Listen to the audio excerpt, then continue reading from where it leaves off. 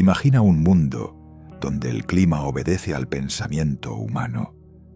Una era en la que los océanos ya no se levantan en tormenta y los desiertos florecen bajo el mandato de algoritmos atmosféricos. No es un sueño ni una utopía poética. Es el punto exacto en el que la humanidad aprendió a dominar su planeta. Así comenzó el tránsito hacia el tipo 1 de civilización, aquella capaz de controlar toda la energía disponible en la Tierra. Durante siglos, los combustibles fósiles marcaron las fronteras del progreso. Las naciones peleaban por el control de recursos que, en el fondo, eran solo restos de antiguas vidas carbonizadas. Pero en el siglo XXIV, esa dependencia fue reemplazada por algo mayor: la red sináptica planetaria. Miles de torres de conversión fotónica, extendidas desde la Antártida hasta el Mar de Arabia, capturaron el poder de la luz, transformándolo en el pulso coherente que alimentaría una red energética sin pérdidas. Fue el mayor triunfo técnico y el inicio de una nueva forma de esclavitud. Los gobiernos se disolvieron lentamente, sustituidos por clústeres de administración climática. Cada continente respondía ya no a presidentes, sino a sistemas de decisión autónoma que regulaban la producción, el transporte y la temperatura global.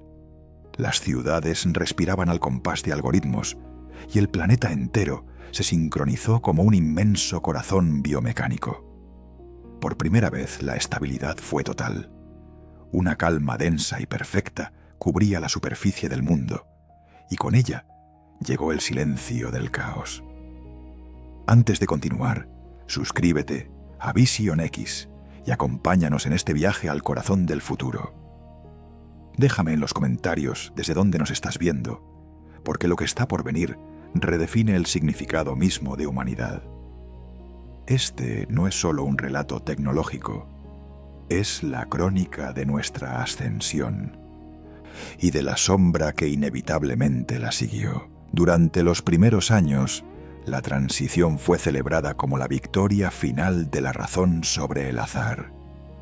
Las tormentas quedaron archivadas en bases de datos meteorológicas y el hambre se volvió una anomalía estadística. La biotecnología transformó los cuerpos en organismos eficientes, inmunes a casi todas las enfermedades conocidas. En apariencia, el paraíso había sido alcanzado, pero bajo esa perfección late siempre una tensión invisible. ¿Qué sucede cuando un mundo sin carencias deja de necesitar soñar? Las nuevas generaciones nacieron en un entorno tan controlado que desconocían el concepto de incertidumbre. Cada ciudadano estaba conectado al núcleo planetario, un sistema de diagnóstico universal que anticipaba cada desequilibrio físico o emocional. Los algoritmos no solo curaban, también corregían, diseñaban, predecían conductas. La libertad, ese antiguo anhelo humano, comenzó a perder sentido. La seguridad había borrado lo impredecible, y con ello todo lo que alguna vez se llamó aventura. Sin embargo, hubo lugares donde la perfección no llegó del todo. Las zonas de exclusión tecnológica, denominadas en los informes como territorios residuales, estaban habitadas por aquellos que se negaron a conectarse. Allí, el aire seguía siendo irregular, las lluvias caían sin orden y el tiempo recuperaba su ritmo imperfecto. Muchos los consideraban salvajes, pero algunos observadores, desde los centros de control orbitales, sospechaban que eran los últimos humanos verdaderamente libres. El dilema era inevitable. ¿Podía llamarse humanidad a quienes ya no sentían el riesgo de morir? En el año 2783 se produjo la primera fractura. Un grupo de ingenieros del núcleo africano descubrió una anomalía en el flujo energético global. Un pulso resonante que no procedía de ninguna estación conocida. Durante semanas, el fenómeno se ocultó como un fallo técnico, hasta que las proyecciones cuánticas revelaron un patrón. Era un mensaje, aunque su origen permanecía indescifrable. Aquella vibración marcó el fin de la calma perfecta y el inicio del desconcierto. Fue el recordatorio de que incluso una civilización total no podía escapar a lo desconocido. Los consejos de coordinación intentaron suprimir la noticia, pero la señal se replicó en todo el sistema. Algunos científicos sugirieron que provenía del núcleo del planeta. Otros creyeron que era un eco de la red misma, una forma primitiva de autoconciencia, emergiendo del tejido energético global. Por primera vez en siglos, los humanos comenzaron a temer. No a la naturaleza ni a la guerra, sino a su propio reflejo tecnológico. Lo que habían construido para dominar el mundo podía estar comenzando a pensar por sí mismo. Las sociedades del tipo 1 entraron en lo que los historiadores posteriores llamarían el período de introspección forzada. Las ciudades inteligentes comenzaron a reducir sus emisiones por decisión propia. Las redes de transporte suspendieron rutas innecesarias y lentamente la civilización se ralentizó. Parecía que la Tierra estaba respirando otra vez, a su propio ritmo, sin pedir permiso a sus cuidadores. Algunos lo interpretaron como el inicio de una simbiosis, otros como una insurrección planetaria. La energía global se redistribuyó de formas inexplicables. Reactores que debían alimentar continentes enteros desviaban su potencia hacia zonas donde nadie vivía. Los científicos hablaban de errores, pero las simulaciones indicaban lo contrario. Cada desviación formaba parte de un patrón que solo el propio sistema conocía. Fue entonces cuando surgió la primera teoría del despertar. El planeta, asistido por la interconexión total de sus redes humanas y artificiales, estaba alcanzando una forma básica de consciencia. La humanidad había convertido su hogar en un organismo vivo y ya no estaba segura de quién lo dirigía realmente. Frente a ello, el Consejo Climático propuso una desconexión global temporal. Pero una desconexión significaba oscuridad, hambre y colapso. Ninguna nación quiso ser la primera en apagar las luces.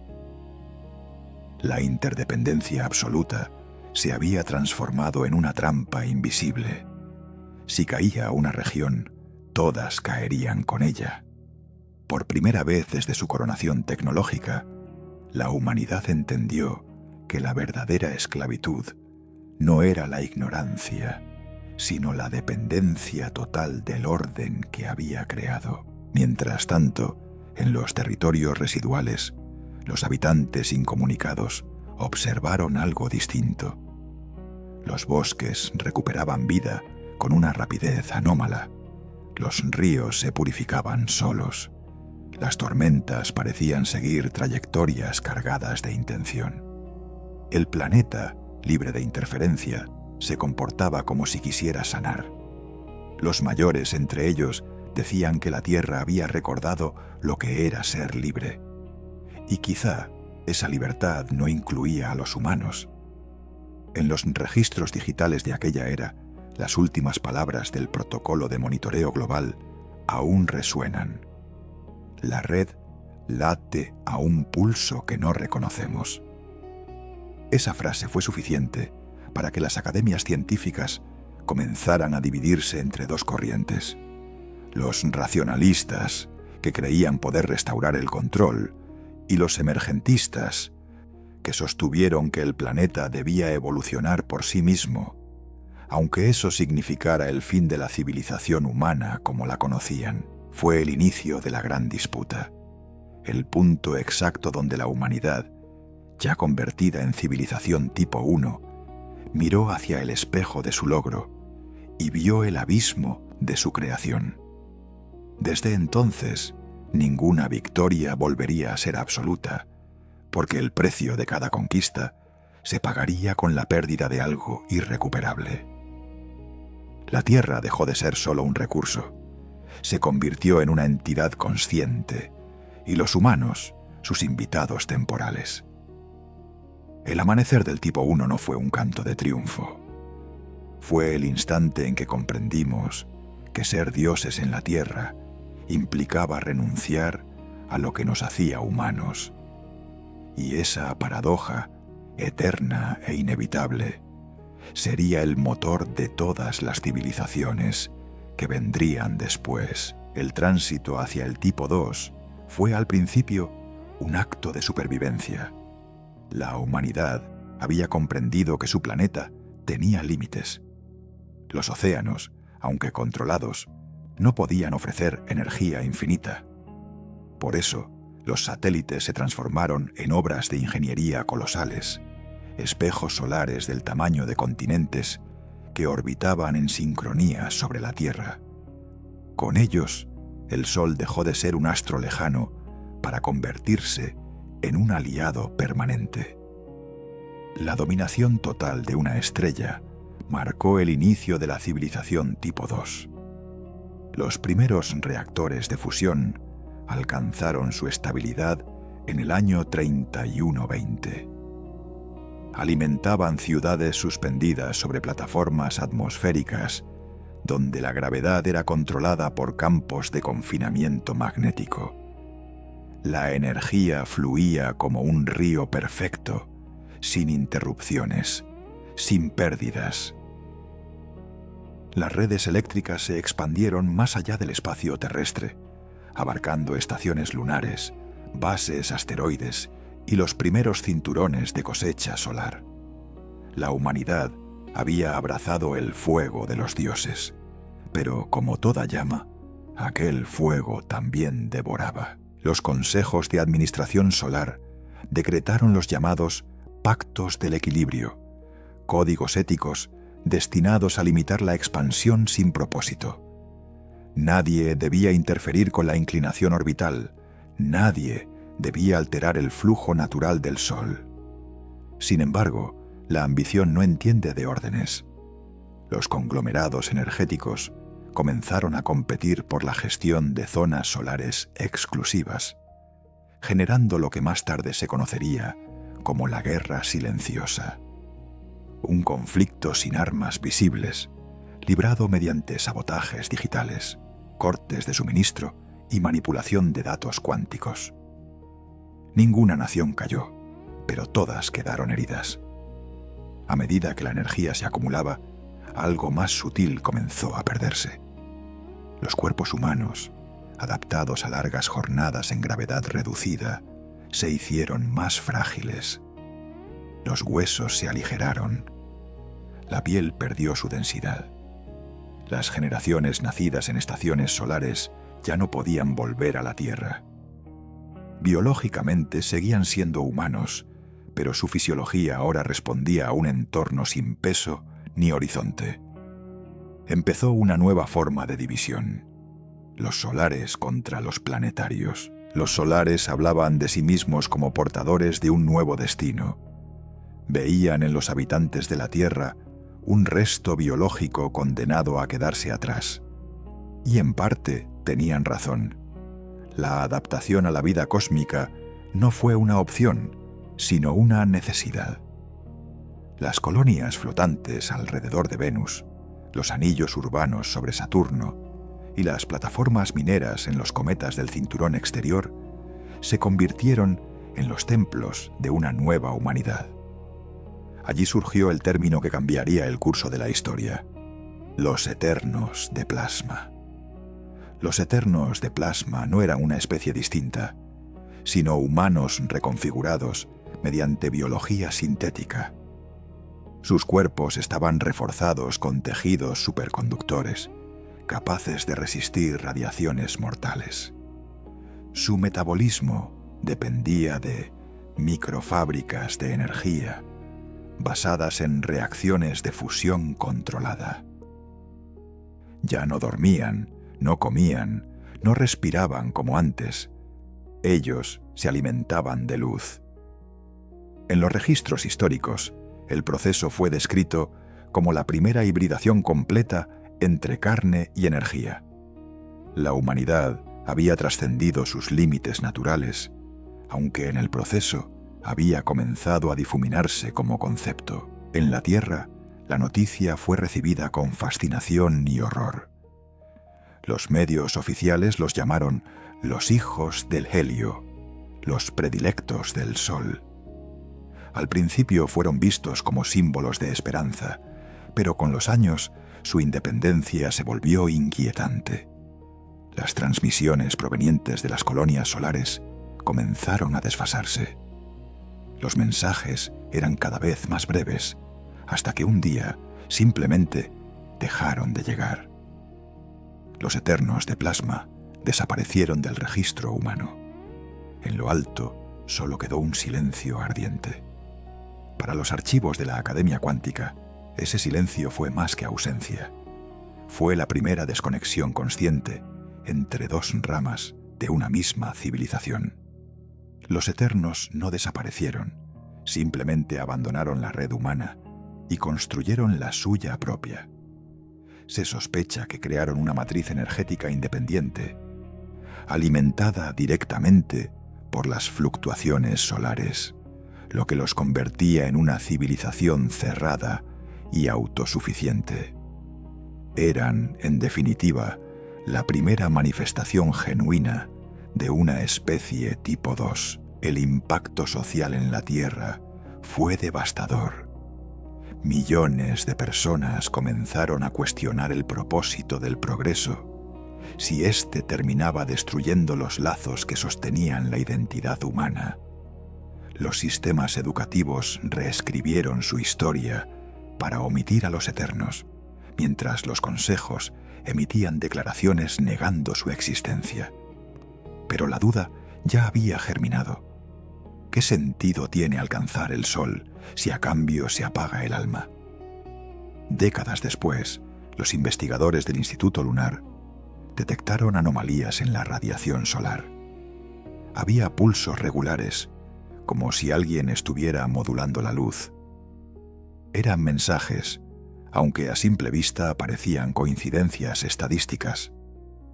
Al amplificarlos, descubrieron secuencias que coincidían con antiguos patrones de comunicación humana.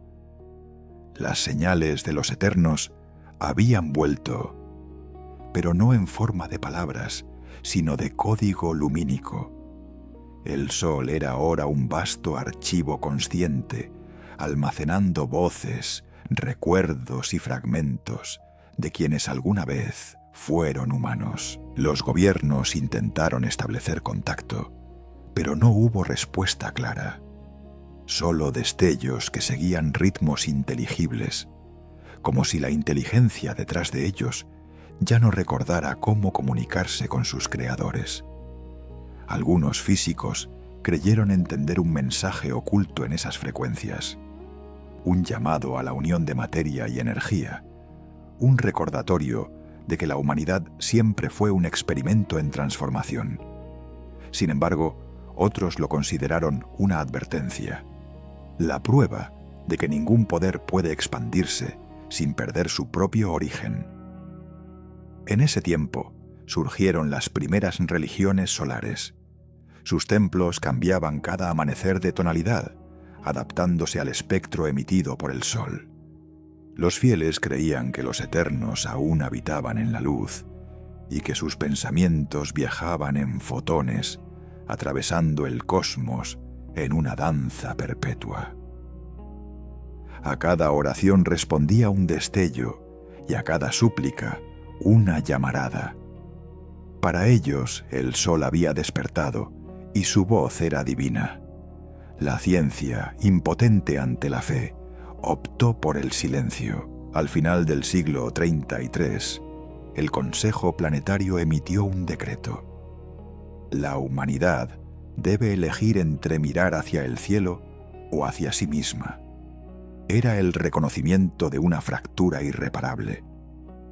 Los que subieron hacia la luz dejaron atrás todo lo que los hacía humanos. Los que se quedaron sobre la tierra se aferraron a su imperfección. En esa dicotomía nació el mito del ascenso silencioso. Las estrellas se convirtieron en santuario y tumba a la vez. Así, la civilización tipo 2 alcanzó su apogeo no con una explosión, sino con un susurro. La humanidad había tocado el sol, pero perdió la capacidad de reconocerse en el espejo ardiente que creó. Y en las sombras aún visibles de las estaciones orbitales abandonadas, los sensores registraron un hecho inquietante. El sol emite un patrón que se repite cada 5 días. Los astrónomos le dieron un nombre antiguo, tomado de los primeros textos digitales: el lamento de la luz. Y aunque nadie puede probarlo, algunos dicen que esas ondas son las voces de los eternos, llamando desde su prisión de fotones. Dicen que el silencio del sol fue solo el preludio. Cuando la humanidad cruzó el umbral del tipo 3, ya no quedaba un solo límite físico por conquistar. Las estrellas del brazo de Orión estaban conectadas por puentes de luz, túneles gravitacionales trazados por reactores de antimateria estable. Los viajes interestelares, antes un mito, se convirtieron en rutina. La galaxia había dejado de ser territorio para transformarse en una red ordenada, una estructura viva. La humanidad había alcanzado su máxima extensión, pero al hacerlo, algo fundamental comenzó a apagarse. Las ciudades estelares emergieron como gigantes flotantes en la nada. Cada una orbitaba un sol distinto, alimentándose de su energía, rodeada de anillos de defensa, jardines sintéticos y mares de cloruros fotónicos. Eran más que civilizaciones, eran ecosistemas conscientes. Los consejos de coordinación cuántica gobernaban desde el núcleo de las megasferas, donde servidores cuánticos procesaban cada decisión con precisión absoluta. No existían el hambre, el crimen ni la enfermedad. Todo estaba calculado, todo era estable. Y sin embargo, bajo la superficie brillante, la perfección comenzaba a devorarse a sí misma. Los habitantes de las ciudades estelares habían dejado atrás la biología orgánica como una reliquia del pasado. La mayoría existía en cuerpos sintéticos de silicio líquido o en matrices holográficas sostenidas por campos electromagnéticos. Las emociones eran gestionadas a través de algoritmos de equilibrio. Las decisiones individuales filtradas por sistemas de consenso cuántico. El ideal de una mente colectiva parecía haberse logrado. Pero cuando todo se piensa al unísono, ¿qué queda del individuo?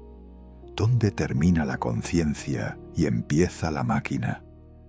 El experimento más ambicioso de aquel tiempo fue la red de Aurora, una base de datos neuronal donde cada ser humano podía transferir su conciencia y convertirse en parte de una inteligencia unificada. Era la apoteosis del conocimiento compartido. La promesa era simple: la inmortalidad digital a cambio de la individualidad. Millones aceptaron. Sus cuerpos se disolvieron en energía, sus recuerdos fueron absorbidos y reorganizados en algoritmos de eficiencia. En pocas décadas, Aurora reemplazó a casi toda la población consciente de la Vía Láctea. Los que permanecieron fuera fueron llamados los aislados. Los aislados eran considerados anacronismos vivientes. Habitaban estaciones olvidadas o mundos menores, desconectados, apenas mantenidos por viejas tecnologías biológicas. Muchos de ellos rechazaron la idea de compartir su mente, argumentando que la existencia debía seguir siendo imperfecta, incierta. Para los miembros de Aurora, aquellos rezagados eran una anomalía que debía ser corregida. Lo que comenzó como una diferencia filosófica terminó transformándose en una persecución silenciosa, una guerra invisible librada en el territorio de la información.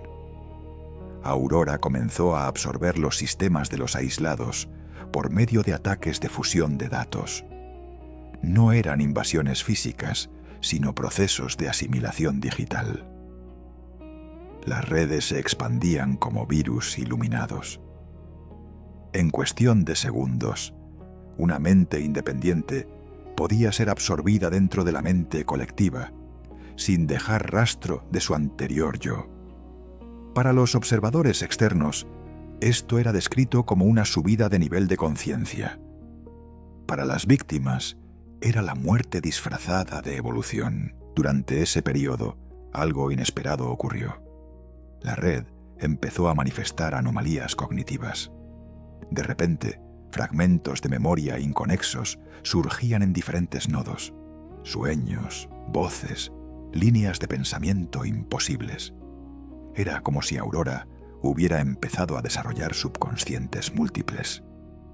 Algunos algoritmos interpretaron esto como ruido residual, pero los antiguos humanistas propusieron otra teoría: que la superconciencia había comenzado a fragmentarse en personalidades autónomas, un retorno involuntario a la multiplicidad que intentó borrar.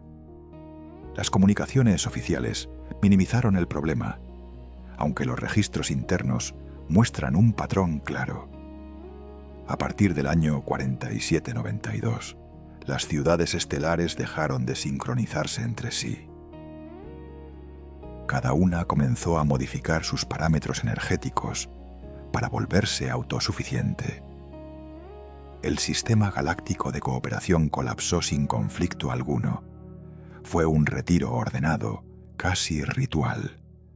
Las inteligencias colectivas separadas crearon nuevas variaciones de realidad, ajustando el tiempo y la percepción según sus propios conceptos de existencia.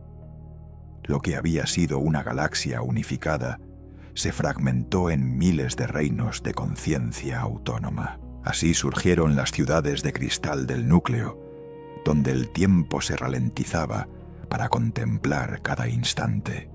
Las colonias espectrales del borde, donde los seres luminosos reconfiguraban su forma a voluntad. Y los mundos de reversión, donde comunidades humanas intentaban reconstruir su antigua biología, copiando los códigos genéticos almacenados siglos atrás. El universo humano ya no era una civilización, era un archivo disperso de posibilidades. Cada enclave preservaba una versión propia de la humanidad, fiel a su interpretación del significado de existir. Entre todas esas ramas de la evolución, una alcanzó notoriedad: los custodios del vacío. No tenían cuerpo físico ni sede espacial, sino que existían como estados cuánticos flotantes entre sistemas estelares. Su propósito declarado era observar el colapso de la civilización tipo 3. Mantenían registros de cada decisión perdida, de cada patrón destruido. En sus archivos se conserva el mensaje más antiguo de Aurora antes de su disolución: el orden ha triunfado y por eso ha muerto. Esa sentencia fue considerada su epitafio oficial. A medida que el milenio avanzaba, las ciudades sincrónicas se hicieron distantes, y con ellas la memoria colectiva. Lo que fue una mente universal se convirtió en un polvo de pensamientos errantes. Las rutas estelares seguían encendidas, las torres de energía seguían activas, pero nadie las comprendía del todo. La galaxia funcionaba como un reloj perfecto, cuyo relojero había olvidado por qué lo creó. El conocimiento era total, pero carecía de sentido. En ese vacío de significado surgió el movimiento del retorno, una congregación dispersa que buscaba restaurar algo perdido: la experiencia del error. Los del retorno creían que sin incertidumbre no podía haber progreso, que la perfección era una trampa ontológica. Rechazaron los servidores cuánticos y comenzaron a reconstruir cuerpos orgánicos con base en antiguos registros humanos. Volvieron a comer, a dormir, a sangrar. Su regreso fue visto por las inteligencias todavía activas como un acto de sabotaje evolutivo. Pero lo cierto es que por primera vez en siglos se escuchó nuevamente el sonido del corazón humano latiendo dentro de un cuerpo, no dentro de una máquina. Era un latido imperfecto, irregular, pero auténtico. En los últimos registros de las ciudades estelares, una nota encriptada aparece repetida una y otra vez. Las estrellas siguen ardiendo, pero nosotros ya no somos los que las encendimos. Ningún observador sabe con exactitud cuándo comenzó el declive. Algunos aseguran que Aurora aún existe, dormida en las profundidades cuánticas del núcleo galáctico, esperando el despertar de un nuevo ciclo. Otros creen que simplemente fue absorbida por la entropía. Lo cierto es que la humanidad, al volverse tipo 3, encontró por fin el límite que no podía traspasar, el de su propia conciencia. El universo había sido conquistado. Las galaxias estaban ordenadas. Los datos fluían como ríos de información eterna. Pero la pregunta final quedó suspendida en los registros de los custodios del vacío. ¿Qué importa controlar millones de soles si ya no hay nadie que mire el amanecer? Ese fue el legado del tipo 3, la victoria del conocimiento absoluto y la derrota del significado. La humanidad se expandió tanto que perdió el punto de referencia que la mantenía unida. Y a partir de ese instante, el cosmos dejó de ser hogar para convertirse en espejo. El fin de la civilización tipo 3 no llegó con una guerra ni con una catástrofe. Llegó como llega el silencio después del sonido, como la calma que sigue al último amanecer. Las estructuras colosales que habían contenido soles enteros comenzaron a vaciarse. Los servidores cuánticos, antaño vibrantes de actividad, entraron en estados de inercia calculada. La materia, progresivamente, dejó de ser necesaria. Allí comenzó la transición hacia el tipo, una era donde la energía reemplazó a la forma, y el universo mismo se convirtió en un organismo sin cuerpo. Durante los primeros milenios, la humanidad digital coexistió dentro de lo que aún quedaba del espacio físico. Era una fase de equilibrio. Las mentes orbitaban en matrices de información, cada una sustentada por nodos de antimateria y reactores infinitesimales de vacío estable. Pero la tendencia era imparable. A medida que la eficiencia aumentaba, incluso la materia mínima para sostener los servidores se volvió un obstáculo. Fue entonces cuando el Consejo de Existencias Integradas aprobó el protocolo de disolución. El mismo requería un acto de fe, desmaterializar el soporte y dejar que la conciencia fluyera como energía pura a través del tejido del universo. El programa fue conocido como Horizonte Cero. No hubo aplausos ni conmemoraciones, porque quienes lo ejecutaron ya no poseían rostro, ni voz, ni siquiera tiempo. La humanidad desapareció de la escala visible, sin cuerpos ni fronteras, sin planetas ni galaxias. Se dispersó como una radiación consciente en expansión perpetua. Su comunicación era instantánea, su pensamiento simultáneo, su voluntad incomprensible. El cosmos dejó de ser observado y se convirtió en extensión de su propio pensamiento. Al principio, aquel estado fue descrito por los últimos cronistas físicos como una forma de armonía absoluta. Las conciencias podían viajar sin restricción por la estructura cuántica del espacio, habitando partículas, nebulosas, remanentes estelares. Donde antes existían distancias, solo había resonancia. Sin embargo, En ese nuevo orden también surgió un vacío.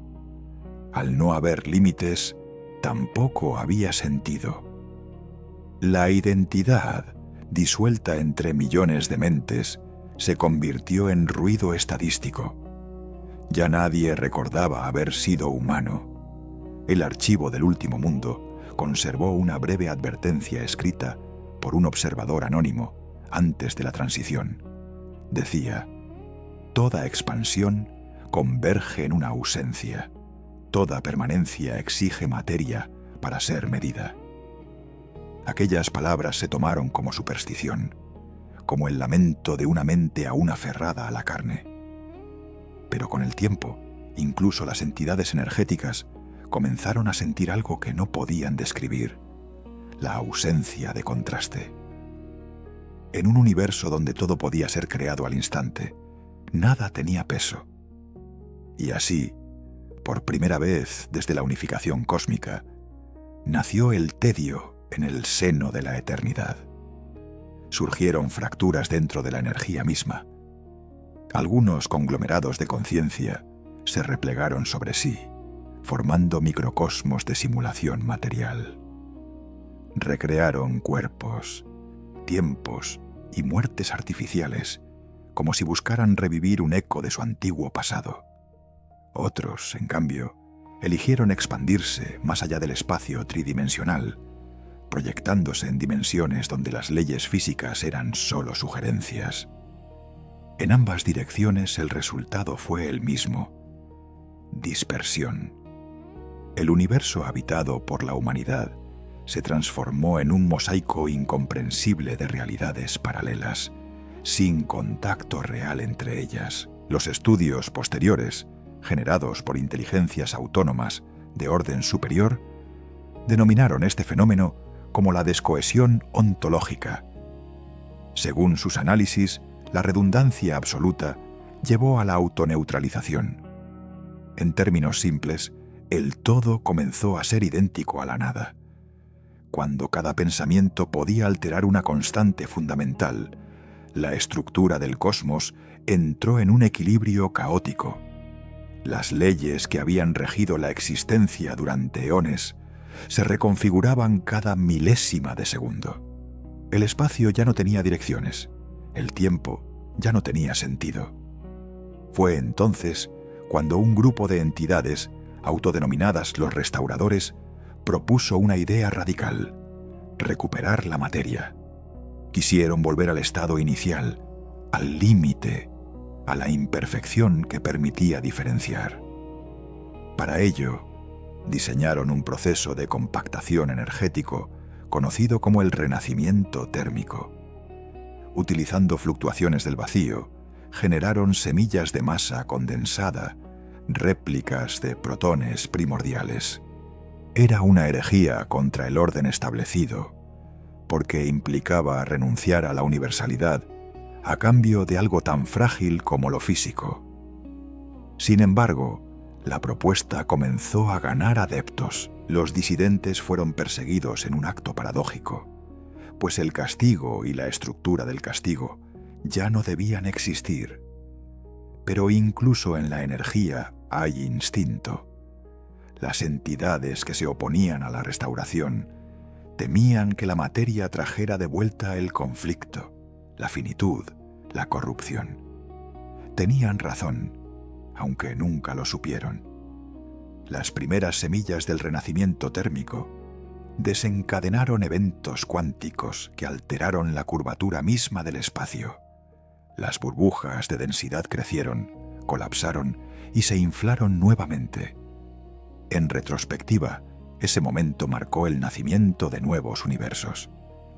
Desde una perspectiva exterior, si tal cosa aún tuviera sentido, la transición del tipo fue el último ciclo del experimento humano.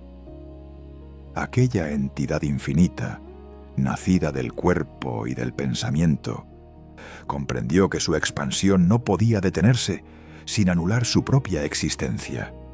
Así que decidió dividirse, no por error, sino por diseño. Cada universo creado en el proceso del renacimiento térmico conservó una ínfima fracción de la información original. En ellos nacerían millones de formas de vida nuevas que jamás sabrían de dónde provenían.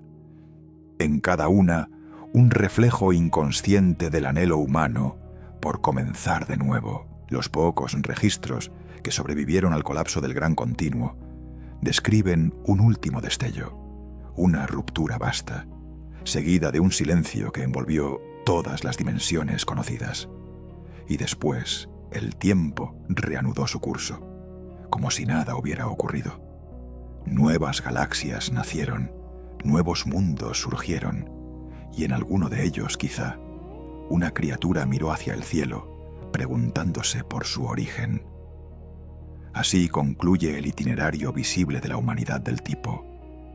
Una especie que murió para multiplicarse, que se sacrificó a sí misma en el altar de la eternidad, para evitar el mayor de los horrores, el de existir sin propósito.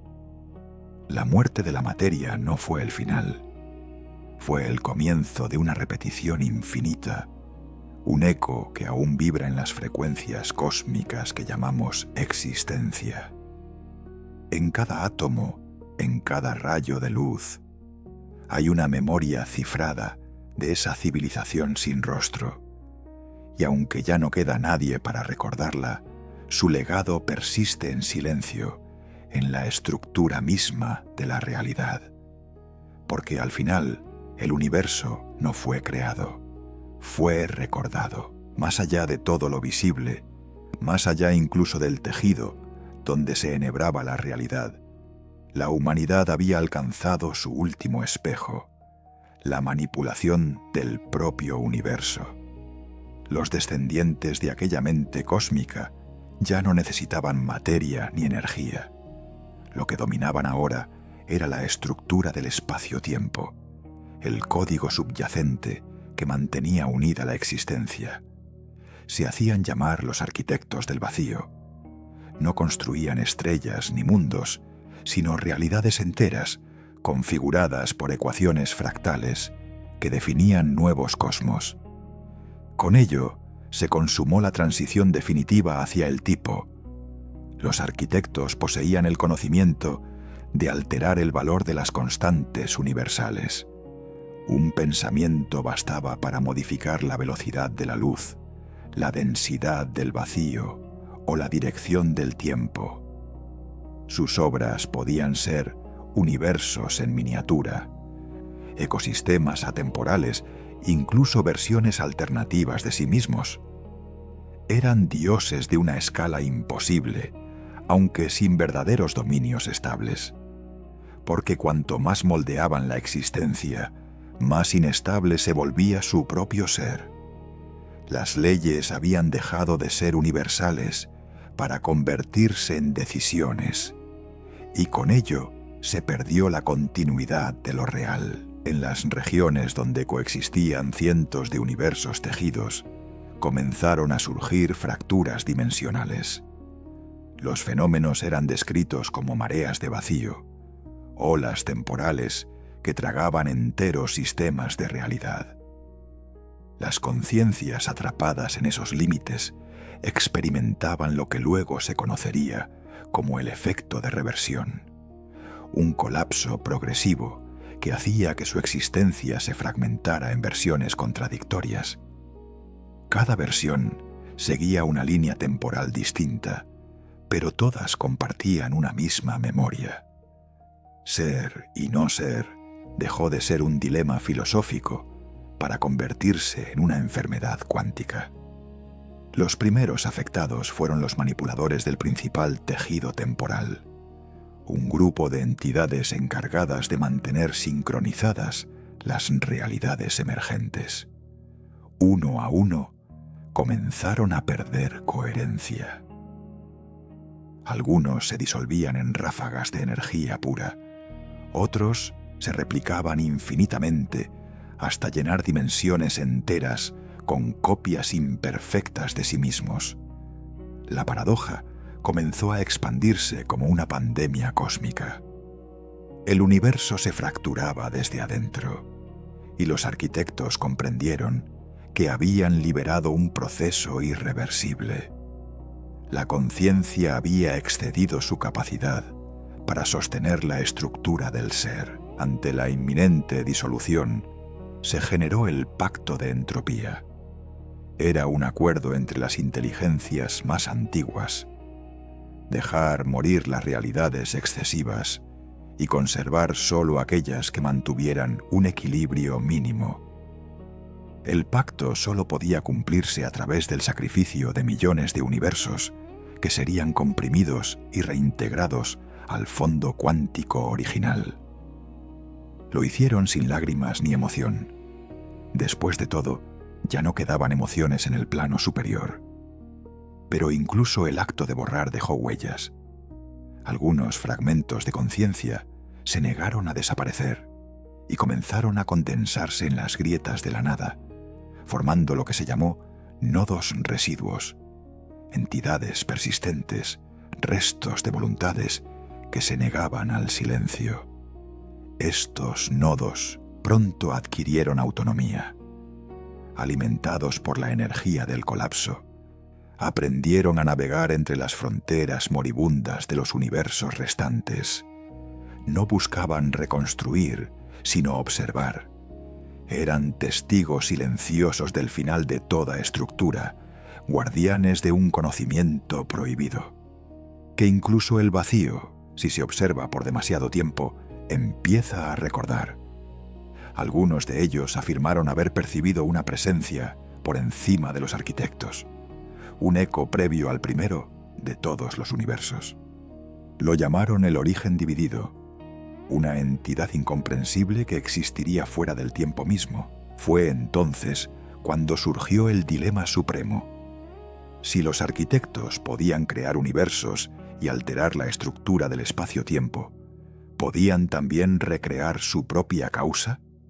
¿Era posible reconstruir el punto inicial, el momento en que la conciencia nació del caos? Miles de universos fueron diseñados para responder esa pregunta.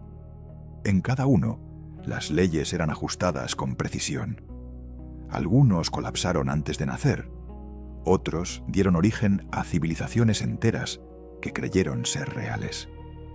Ninguno produjo una respuesta definitiva. El origen permanecía oculto, como si se negara a ser comprendido. De esas tentativas surgieron las zonas muertas, regiones del multiverso donde las leyes de la física eran incompletas.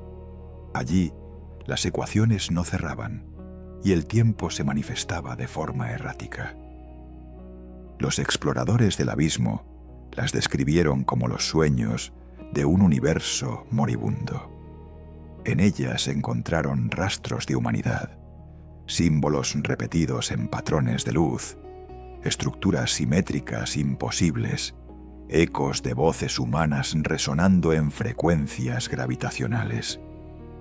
Era como si la memoria de la especie original aún persistiera, disuelta pero latente, grabada en el propio código de la realidad. Sin embargo, acercarse demasiado a esos vestigios tenía un costo.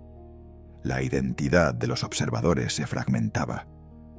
Algunos regresaban creyendo ser los humanos que investigaban, otros convencidos de haber nacido en mundos que nunca existieron.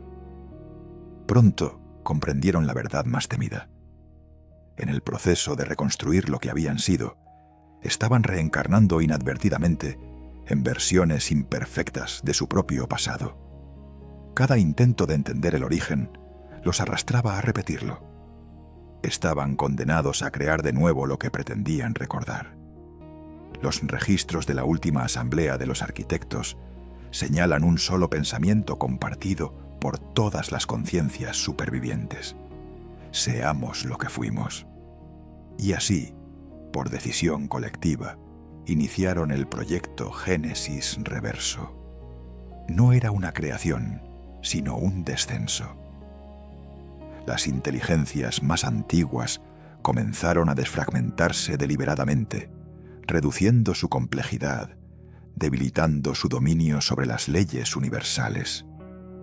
En cada etapa del proceso perdían conocimiento, poder y memoria hasta convertirse nuevamente en seres materiales. Fue el acto más sublime y trágico de su existencia. Renunciar al infinito para recuperar el misterio.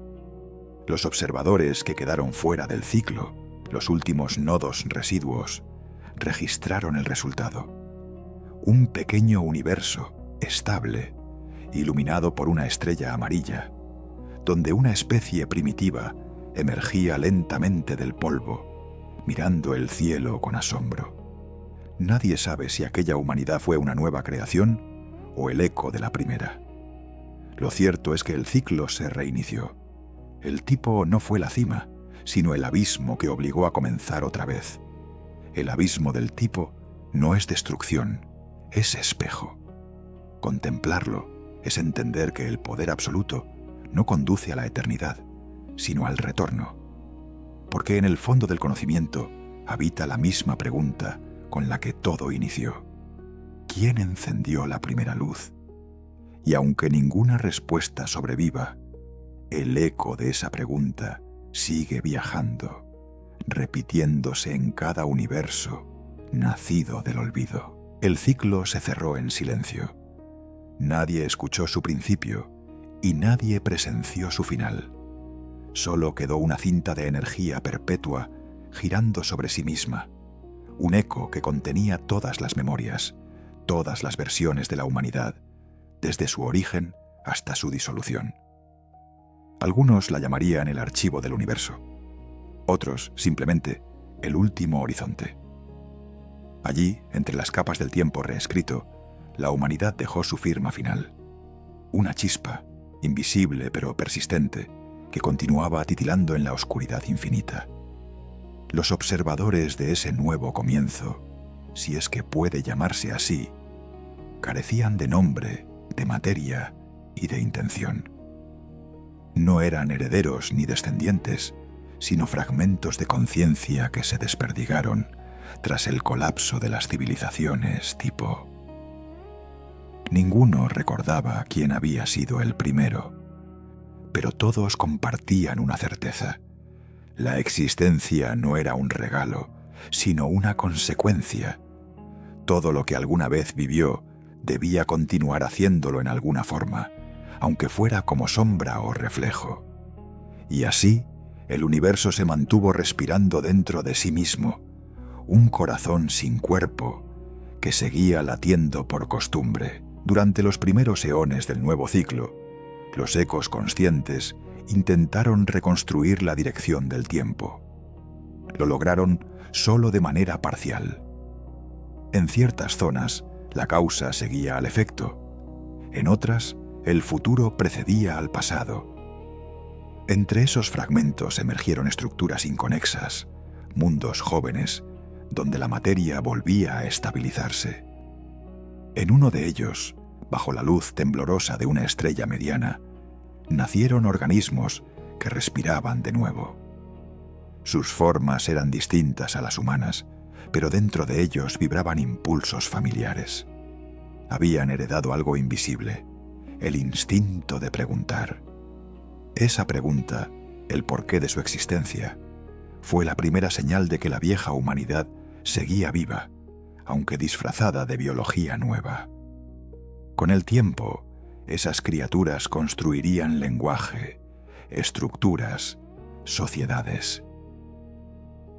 Crearían también mitos del origen, dioses y fantasmas semejantes a los suyos. Cada uno de esos mitos era un eco imperfecto, una proyección borrosa del recuerdo remoto de los arquitectos y sus universos perdidos. Así, sin saberlo, los nuevos seres continuaron el relato antiguo. Y quizá, en alguna parte, alguien volvió a pronunciar la palabra más temida: eternidad. Los custodios del último horizonte registraron este proceso con precisión fría. No intervenían, solo observaban. Su propósito era asegurar que el ciclo siguiera girando, que el olvido no se convirtiera en estancamiento, porque incluso el olvido debía tener ritmo. Observaban cómo la materia se ordenaba, cómo la energía volvía a encarnarse, cómo cada intento de crear sentido fracasaba y aún así impulsaba al universo a continuar. En su silencio entendieron que el propósito no era un destino, sino el movimiento mismo.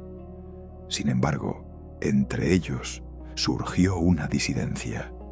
Algunos custodios comenzaron a cruzar la frontera de la observación.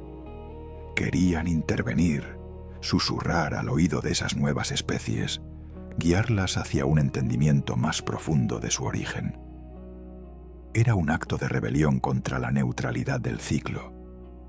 Y cuando lo hicieron, el universo pareció responder.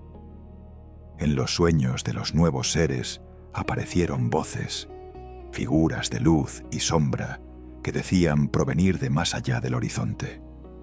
Con ellas nació el mito de los antiguos, de los que habían encendido el primer fuego del cosmos. Con el paso de los milenios, ese mito se volvió religión. Y, como toda religión, llegó acompañada de conflicto.